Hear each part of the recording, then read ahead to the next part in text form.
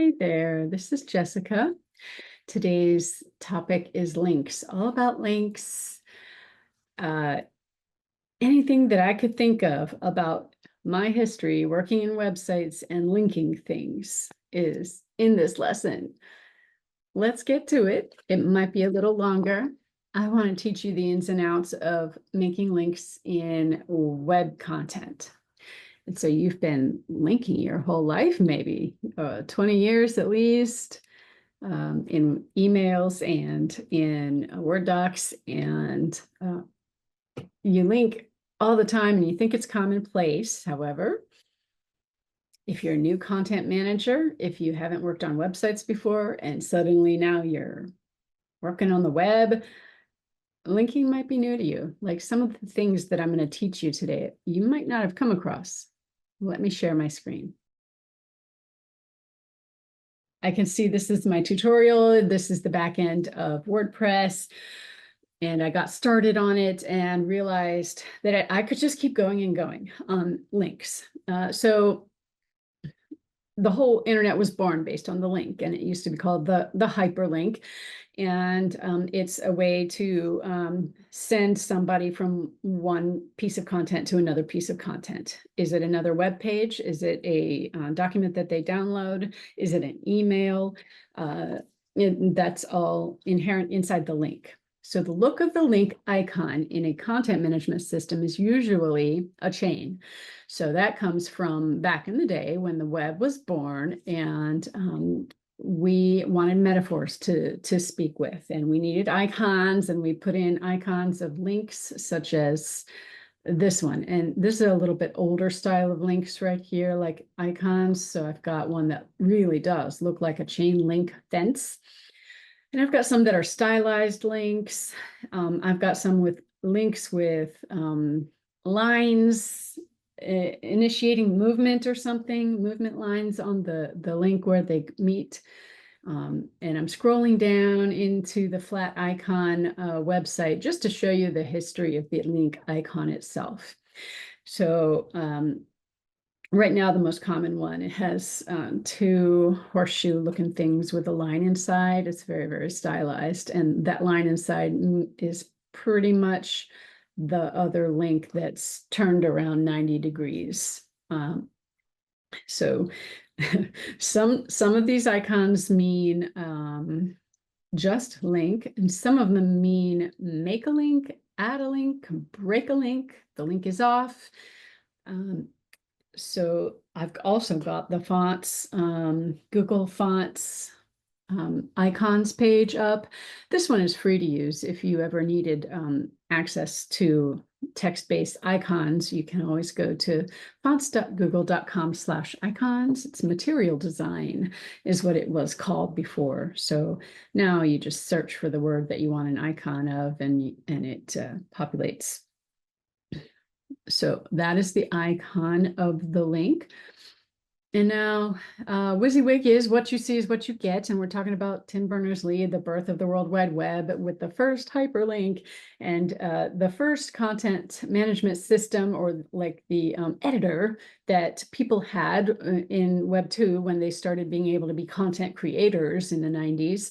It was called a WYSIWYG, and it is what you see is what you get. And it was a backend developer's idea of how to make it easy for anybody to make a link. You'll always need to make links. So let's get into the content of what type of links are there. So there's internal and external links. Internal means internal to your own website. You're running your own website. You've got 5 pages. You may be a small business builder, and you're taking care of your own site. And so if you're linking from your homepage to your about page, that's an internal link. You're going from page to page inside the same content management system. That is a relative path. It's relative to the root domain. And the domain is in my example, it's howtoworkontheweb.com. Any page that I make under this domain is going to be a slash and then the page name. So to make a link that's a relative path, oftentimes when we used to type them by hand, we would put the slash about.html. And now with the birth of hundreds and hundreds of content management systems, it's going to have a different look and feel, a different flavor for each one, for how you go about finding the correct way to link to a page within your own website. But the other way of linking, the absolute path, that's easy. You go to a website, like I'm going to go copy all of what's in the fonts.google.com link, copy it, Control C, and then when I paste that into a link area, that is an absolute link. So it always has the HTTPS and the www if that's part of the link. So let's see what it looks like when I create a link. I'm going to highlight. The clicking and the dragging of a mouse is pretty inherent. If you're using a trackpad or a rollerball, you're going to have to learn how to, you press and drag. It's pretty universal. And then you find your universal link. Hopefully it's front and center in whatever WYSIWYG you've got. And now it has given me a new dialog box. And it just says search or type, search or type. So when you search, you're searching for an internal link inside your own website in your own domain. When you type the URL, pretty much that's an external link. You should always paste it. Word to the wise. Don't think you have it memorized. Paste it, paste it, paste it. Copy, paste with the links when you're making them. Or else you're going to end up with broken links when something changes, or if you forgot the slash, or if the slash breaks it, or anyway, that was that was an absolute link. And there's a mail link. Did it make it? It didn't even make it. Look, some of these editors, they make you hit the save button. Some of them don't. It throws me for a loop all the time. So let me try that again. Paste. Oh, yeah. Okay, so some of the CMSs, they make you select it.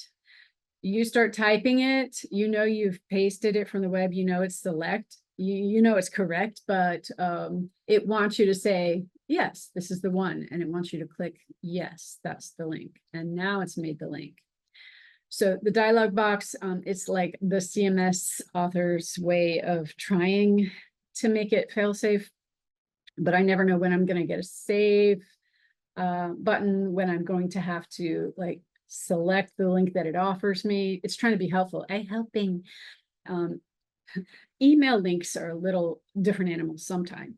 So CMS solutions have a special menu item for you to create an email link, and some don't. So if you're trying to link an email address and there isn't a button that says email in the WYSIWYG, you may simply need to know that you have to type in mail to : It's one word, mail to : to start a link that you want to open a compose window in Outlook. And this is all dependent on what is going on the user's desktop. If they have Outlook installed, or if they have designated an email client to be their preferred client upon any kind of mail to link, then that client will open and spawn a compose window when clicking on a mail to link. But if they have not designated a preferred client, then there's a couple of options that will happen. It probably won't even spawn in compose window. So let me see. Always test email links after you publish the page, right? To see if it does the desired action and to see if the email is correct. I'm going to link you over. I'm not going to talk about this right now because we could talk about mail to links for a long time, but let's not.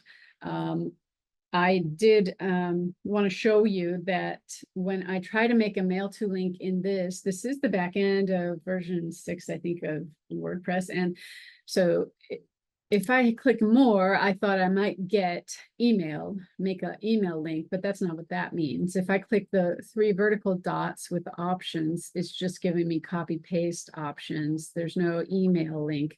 So that means pretty much with this WYSIWYG, I have to know that I've got to go ahead and type mail to : and then follow directions and paste in the correct email address, right? But in, I think I have another one open.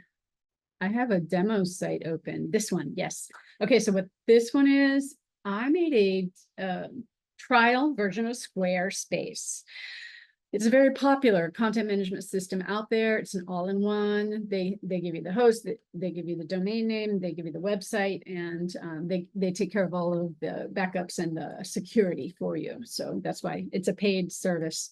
A lot of these website builders are doing this now to try to remove the burden of that extra work from the small business builder. So this is an email link I'm looking at, and I placed my hyphen in it. Link text is email me, and the email comes up as email@example.com, and it's unfortunately being cut off. So if I were to like try to make a new email link, I want to see what happens. So now in the chain icon, I have a drop down. If I click the downward caret, which usually means conceal, more is concealed under this caret. So now I have a list, as in the other editor didn't have this list. So now I have file. I could upload a file or link to a file that I've already uploaded. I could link to an email, and this gives me another widget. This widget allows me to paste in the correct email address, add a CC and a BCC. You're going to also see that some of these widgets will have a place for you to pre-populate a subject and a body. And I don't recommend doing that anymore. Back in the early aughts, I used to have a subject line programmed in there. And I totally could. If you wanted to write some rules in your Outlook on emails that your web form has sent you based on subject line, that's why we do this. But that's beyond the scope of today's lesson. But anyway, when there's so many IMAP services out there like Yahoo and Google, and that nobody has email, I mean, it's not reliable that your user is going to have an email client on their desktop. And the only way this subject line is going to be populated is if the action of clicking the link is going to spawn a compose window, like I talked about. So if they're using Gmail or Yahoo or some other service that's IMAP and website only, then there's a little confusing workflow for some people to get through to open up a Gmail compose right from any old website's mail to link. Anyway, I just don't do this anymore. I don't pre-populate the subject line. So I wanted to show that example of email links. So document links. You are new to the web. You are used to emailing documents back and forth to people, right? You're like, I want grandpa to have this picture, and you put the picture as an attachment to the email, you send it, and he's got it, right? So you think that your website doesn't work that way. So first, there's an extra step. First, your picture, your link, your attachment, your PDF, your document, your spreadsheet all has to have a URL first. So you have to upload it somewhere, whether you upload it to Dropbox or to a WordPress library, or you upload it to like your Google Drive, whatever kind of URL you're going to give it, it needs that URL first in order for you to link to it. And you make a document link similarly to a regular link. So like this particular WYSIWYG I'm using in WordPress doesn't have a way for me to find a .pdf unless I do .pdf. I don't think I have any in here. Do I? It's going to search. So some of these search bars, like in Drupal, is a system that has this. When you see the circle going around and around after you've typed something into that prompt, you know that it's kind of like assessing its backend is what it's doing. So now it has assessed what it thinks it can link to, and it's given me a file management page, and that's not what I wanted. So I'm going to check that a Google news site. So the goal for me to give you a links lesson is to show you the differences between different content management systems and how you make links in different places. So document, let's see, I'm going to get to anchor links next, but here, this is a trial page, and I'm going to see Well, this is a very similar one to the WordPress. I have highlighted, this is the link text. It is populated inside the widget that spawned when I clicked the link. And now it wants me, it's offering me the pages in this site, which is a tester site. At this point, there's only 2 pages. And so it's not offering me a lookup for a document. So in this case, I would just link to a Google Drive file. I would get the sharing link to it. So that's another topic altogether that I didn't cover sharing links. Yeah, okay, so if you're going to upload a document into a system that has a media library such as WordPress, you're going to want to pay attention to that file name. Google, it doesn't care. It doesn't matter if you have spaces in your file name or not. Google is going to give it a long string. That's the string would be whatever is in the URL bar. It's just like all one. It's no spaces. It's continuous string of characters is what I mean. So when it's going in a media library like this, media library, oh, I made changes. It's a space gets changed to the characters %20 in a file name when you turn it into a URL to make it easier to discern what files you have inside your media library or your directory.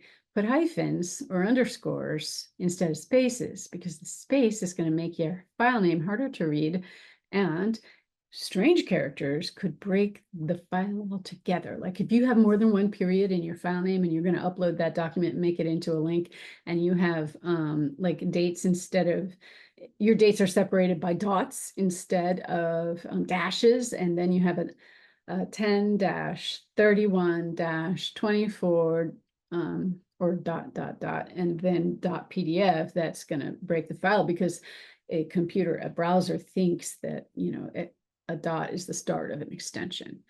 I've had to teach this quite a few times to people when, their files are corrupted. It's the file name, guys. You gotta be careful with your file names. In some places you do need to be careful, some places you don't need to be careful. And I already covered that. Anchor links. So instead of downloading a document, instead of opening an email window, instead of going to another page, you can also make a special kind of link that goes down further on the page, same page. So it's two parts, and it's a lot easier to do when you have access to the code view. So I don't recommend that you try anchor links, which is like a list of jump links. I don't recommend you try it if your particular content editor doesn't have access to that code view, because you have to be able to put in an ID behind a heading. So if you want people to go to like a contact us, like you say you have the same part at the bottom of every page, like contact us section at the bottom. A lot of corporate sites do this, where every page will have the same footer, and then from up higher in the page, they'll link you to the contact section. That's a jump link. Maybe it's a different person, right? So in a section, in a large corporation, there's different people in charge of different sections, and so their contact is at the bottom of the page instead of a main contact page. There's ways and ways to do it. So you need an ID attribute. So you need to name the section. So it would be H2 space ID equals contact in quotes space. That's the ID. First you set it, and then when you make the link higher up on the page, you're going to be able to use that hashtag to jump to it, but only if you have the access to set it in the first place. So basically it would be like this. I'm typing now inside of WordPress edit pane as hashtag contact. And then you cannot have spaces in these jump links, guys. Nah. So it has to be a hyphen if you want a space in between. I've seen people break links left and right all over the place. They think they're being all fancy with the jump links, but then you can't start a jump link with a number, and you can't put a space in a jump link. So contact hyphen us. So I know personally that this is going to work, because I would have set it up. Anyway, it's a long to explain if you've never done it. So just you don't even, I gave you a link to a tutorial if you ever wanted to do that in Shopify. So telephone links, I'm going to go to the next topic. So there's a click to call button.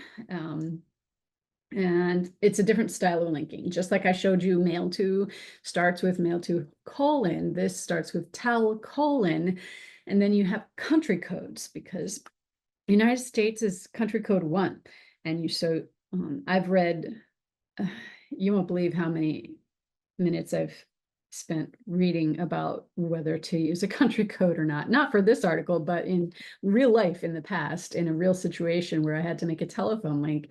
I'm like, do I use a +1 or just 1? So I had to research it.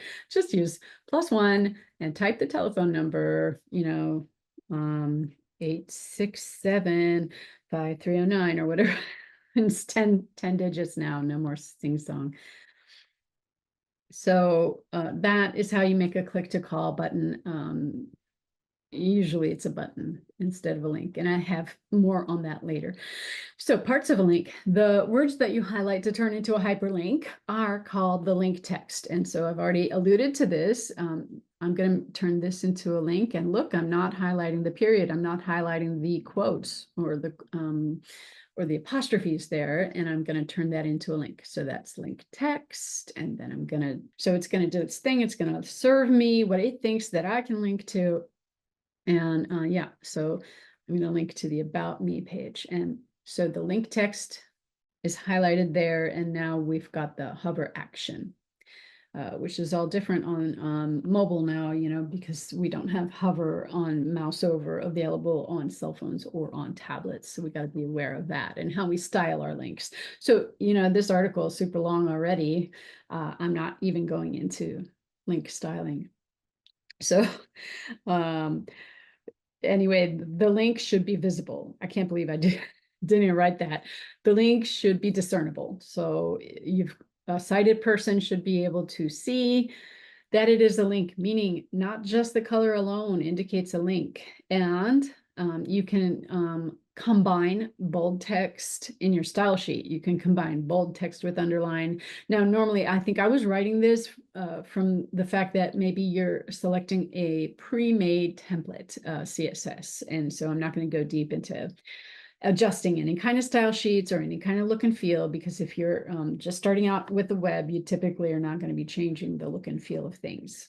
So anyway, with good etiquette, we don't link, we don't include punctuation inside of links.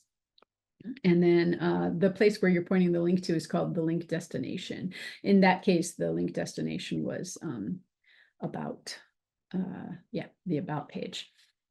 Okay, and so links can obviously span multiple words. You can make it an entire sentence if you need to. If you're making a button, then the words that appear on the button are called the button label, and there's a whole science behind that. It's in user experience side of linking, and so there's been a lot of discussion as to what the best button labels are for what you're doing. We're not going to go deep into that. So when making a link in a paragraph near the end of the sentence, don't include the final punctuation. I already covered that. When making links in list items, be careful when selecting link text words. I've seen people accidentally break up a link when they're making a list. Say they've got a really long sentence and they decide to make a list, and they break it up with return spaces, and now it's a bulleted list. But that link has traveled and repopulated in the first space of the next sentence, and that spawns an error. I'll get to that in a minute.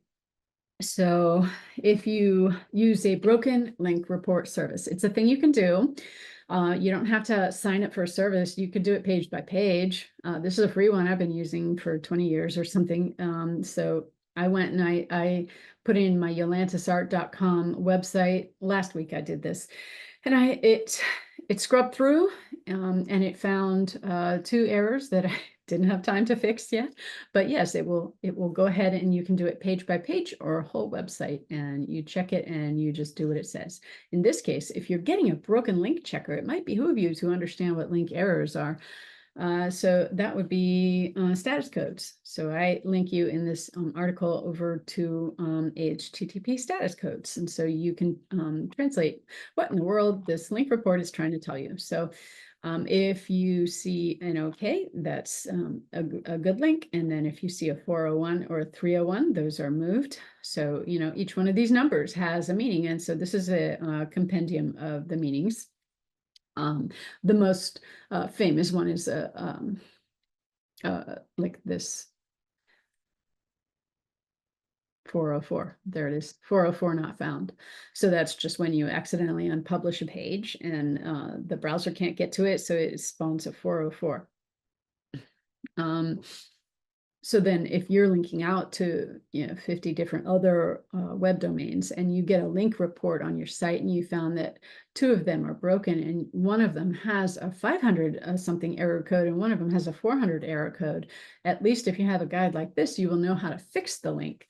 A 500 error code means you can wait, and it might be a temporary thing. So it's an internal service error, something was wrong on their Shopify or something, and it might resolve itself in a little bit. You could try again later, but a 400 error page means, well, this page is moved, so find a different link.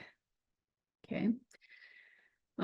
So those are those links, and I'm not going to talk about validating right now, but that's there for you. It's another way to make sure that you're linking things correctly. So let's say you need to point to an existing link to a different page, and the link text is 5 words long. And how would you do it? Would you be able to tell if you made an error? So that's if you have to change a link. You get the link report back, page is moved, now it's a new page on the same website. How would you do that? I coach content managers how to do this, and everybody comes up with a different way, and it surprises me sometimes at how many different ways people think of to change existing links or to make a new link. In a content management system, you have access to that break link icon, which I already covered, the image of the line through the link. And so it might look like a chain breaking. To ensure that all parts of the existing hyperlink get erased, I would counsel people to place the cursor in the link text, but don't highlight it. So don't drag, because your dragging might be inaccurate and there may be like one character at the end that you didn't catch. And that means you're going to keep the same broken link at the one character and fix the rest of the words. So here's how you would fix a link. I placed one click into the link, and it gave me the widget, and now I have a edit icon. Do I have an existing link in here? I think I do. So if I want to break this link, I can edit or remove. So some of these systems have a remove link button. So empty link text would be where there's a leftover one space, and it has an href tag on the space, and it's pointing somewhere. And so that's usually copy paste error, but it gets flagged as like a black hat SEO technique.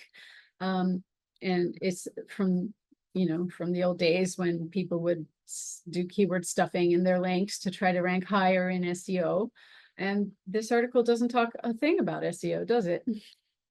Keyword stuffing, none of it. I haven't brought up any of that. So then the difference between a link and a button. A button is hyperlinked and it has a button tag underneath it in the code. So the link is hyperlinked and can be in the paragraph tag, a list item tag, and a div tag. And the history behind choosing whether to make it a link or a button is rife with lively debate. And so usually the button is reserved for a desired user action, or a user decision, such as downloading a report or when you want them to sign up to an email list. And then just going from page to page in your site is usually a link in a paragraph. So etiquette in linking. So let's stay away from placing links in your headlines. I know I say over and over in other tutorials to use proper headlines. H1, there's one H1 on a page, then the H2 and the H3s are the common ones. Don't put links in those. I've encountered a project manager who wanted me to link headlines. It's There are components actually that are linked H3s. And I believe in that use case where it's a component of linked headline, icon, the icon with the arrow to show that it's a linked headline, and then maybe a blurb or a thumbnail. I think that's okay. But if you're going to take like one word of the H2 and link it, that's not good form. But yeah, unless you're doing a repetitive and discernible component that has the entire headline linked for maybe your news feed service, something like that, then it can be a link. But if you're writing a blog or something, the links and headlines are pre-programmed in. But when you're in the blog itself, just leave headlines alone. Don't link them by yourself. Okay, and then don't link punctuation. If you have to link people, if you think they won't click it the first time, and then you try again later in the article to get them to click the link by linking it again, and you're using different link text, that's kind of bad form too. So in this case, this would spawn an error in an accessibility audit where you've got two different link texts that are pointing to the same thing, or like multiple 5 versions of the same link on the page. Stay away from that stuff. Think about rearranging and how you can make that link more front and center and bigger if people are missing it. So also, for the love of links, stop using click here as the only link text. The link text needs to give a clue as to where the user are going to land when they click it. And generic link text, I know it's ubiquitous across the web. We have read more links, learn more links, click here links here. Let's not do that anymore. Let's add 3 or 4 more words that give it more description, so people will, listening on the screen reader, can tell where they're going to go when they enable the link. Okay, so drama in links. There's so much drama on the web. What about opening links in new tabs? So in these content management systems, you're going to have like, I have a toggle. That's what I'm trying to get to. Open link in new tab. So on or off. So this is pretty simplified from how we knew it in the early aughts. And this is an attribute. It's asking you if you want to put in the attribute called target underscore new. Target equals underscore new is like opening it in a new tab. And I'm sorry, I forgot the right words right now. Anyway, controversy, that's controversial. We're opening a can of worms here. Links to other pages on your website, I would urge you keep those in the same tab. Don't put any kind of opening a new tab inside your own website. And if they're going to download a document, usually that comes, if it's not a PDF, it comes straight to the downloads box. A PDF link will oftentimes open in a new tab just without you even telling it to, and it will open in an Acrobat previewer. Some of these systems like Google News Sites, you don't even tell it to open in a new tab and it will. It just kind of is very simplified website where it's just, you're going to get what you get in some of these builders. But anyway, if you do get a choice, try and be consistent with your choice. And usually people like to, if they're leaving the site, they're going to like another aggregator, another domain altogether. That's when they like to open new tabs. The controversy is about the back button. Actually, every single browser has a back button, and usability studies all over the web have found that when users click a link they're unsure about, sometimes they don't notice that the new tab has opened, and so they try to hit back and then they can't. So be consistent with it. Thanks very much, and until next time.